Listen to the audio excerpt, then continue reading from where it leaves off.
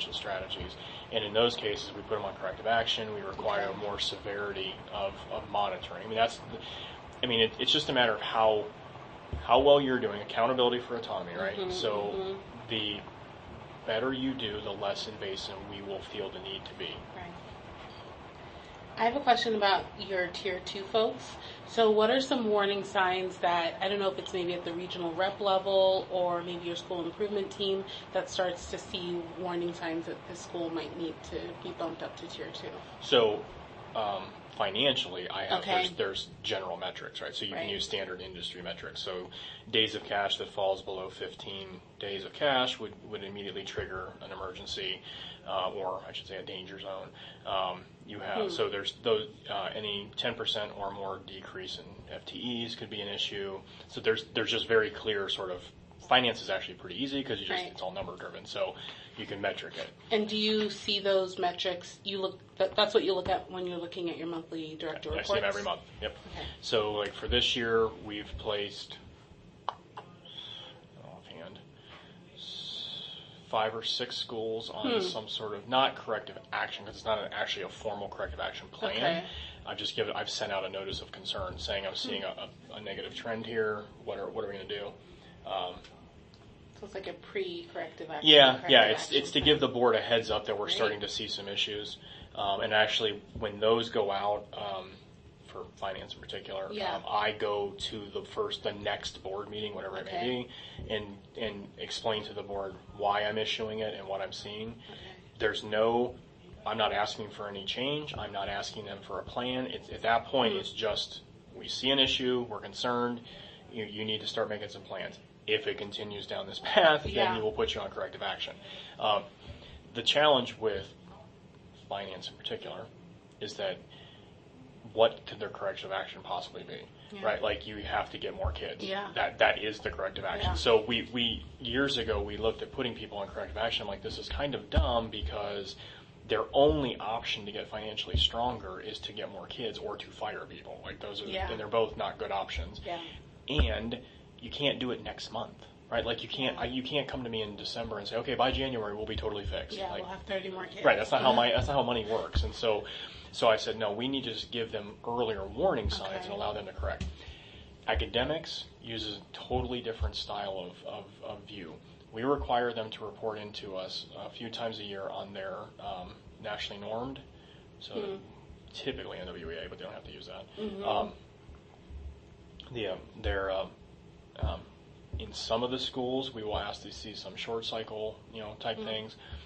If we see a certain percentage, it's not a hard and fast rule, but if we see a certain percentage of staff turnover, our academic team will sort of be on alert. Doesn't mean they'll go to Tier 2. Yeah. Just means that there's an alert. You're like, oh, okay, wait a minute, this is a pretty big number, which is where my compliance reps sort of partner up or marry up with the academic team, because the academic team wouldn't know that. So when my compliance reps do the opening assurances, they're reviewing the staff roster, and if they're like, whoa, man, these are all new people this year, then they'll let the academic rep know. A new school leader obviously would trigger a little bit of concern. So they have some of those more fluid type of things, but then you have the very specific, in terms of actually being assigned to an increased tier, that comes from your test results. So both the NWEA, nationally normed testing, and or state testing, whichever the case may be. Interesting. This Tier 2, is that something that you've heard of other sponsors doing, or do you think that's unique? No other sponsor has the academic team. Okay. So it'd be impossible for them to do it. Yeah, I haven't heard that language before. So. Most sponsors have a person who reviews academic plans. We have that. We have Dr. Young, but she has an entire team who then also goes to the schools and actually coaches teachers and does classroom observations and does school diagnostic reports and does principal training and does classroom management trainings. And we have one of our Jerry is a CPI certified trainer, so he can do restraint and seclusion. All of that kind of stuff.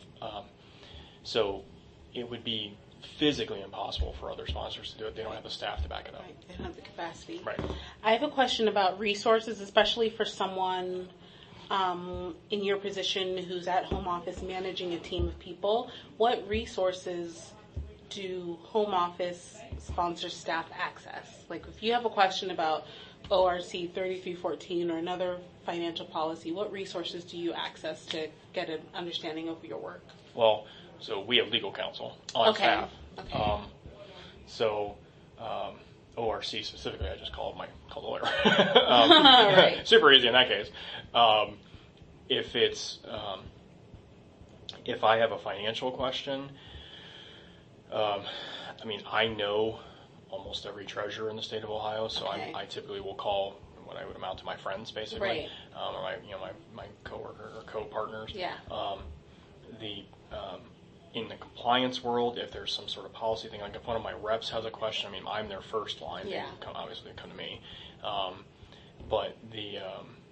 then I guess it just sort of depends on what the question is specifically. Okay. But we have inside our organization, we have enough experience that almost every question can get answered. I noticed you didn't mention ODE. Do you? Nobody ever calls ODE. Okay, interesting. No, ODE is a total mess. Interesting. ODE is in. This is tough because I don't want this interview to come off as disparaging of ODE. Mm-hmm. Not because I care, but because that's not what I intend. Yeah. My problem is that they are structurally and very specifically under current leadership being told, do not help. They are structurally incapable of helping for a number of reasons. Mm-hmm. First of all, there's not one single person in the Department of Ed in our area that we deal with community schools that has ever worked in a community school or has ever been associated with one. So they don't know anything about being in the field. Okay. There has also been very clear guidance that we know of, because we're being told these things, that they are not to help sponsors because it's become such an adversarial relationship, and they claim it's, well, there's a sponsor review, so we have to stay hands off. And our question is, how can we respond to your request when you won't even clarify what the request is? So there is no circumstance outside of, like, if you had a question about some sort of special ed law, you could go to the Office of Exceptional Children, right? Like, so the really specific technical departments. If there was a question about why is this teacher's licensure not being approved and it's sitting in pending status, you could go to the licensure department. Okay. So there's very specific departments you could recall on if you needed to, but calling the Office of Community Schools would be a complete non-starter. You'd get no answer. Someone said something very similar in another interview, and they said that they get the impression that when they ask for help, they wouldn't get a straight answer, but they would get the answer through like a rejected school improvement plan. Like they might call OD and be like, I have a question about a school improvement plan. Right. They're like, just turn it in and we'll see. So then they turned in the school improvement plan and it was rejected. So that was kind of the feedback that they were getting. The issue has become such a chasm that obviously the Department of Education has their own sponsor, right? So they have their own sponsorship office. That sponsorship office is a member of the OAXA, the Ohio Charter Sponsors Organization. And they're saying the same thing. They're saying, I can't get a response from this department. And they're literally in the same building. Office of School Sponsorship? Yeah, Office of School Sponsorship can't get a response from the Office of Community Schools. That is one hallway over. Yeah. So, it's just become a complete nightmare. And so we just said, okay, then we're just going to just disconnect and not deal with it. You kind of know their resources. Right. Interesting. Okay, so some technical questions about ORC 3314 from a compliance fiscal standpoint. Okay. Particularly around the ensuring plans are successful and steps that happen when they're not. So some of the questions I'll ask the regional rep, like how are schools held accountable? Because I assume that regional reps do some of that like side-by-side work in the buildings. Do they? Occasionally, yeah. Okay. Let's start here. How do you hold others within your organization accountable for maintaining the sponsor's end of the improvement plan? This would be for a school that's at Tier 3, that's been placed on a corrective action plan. Okay, so if they're on a corrective action, our job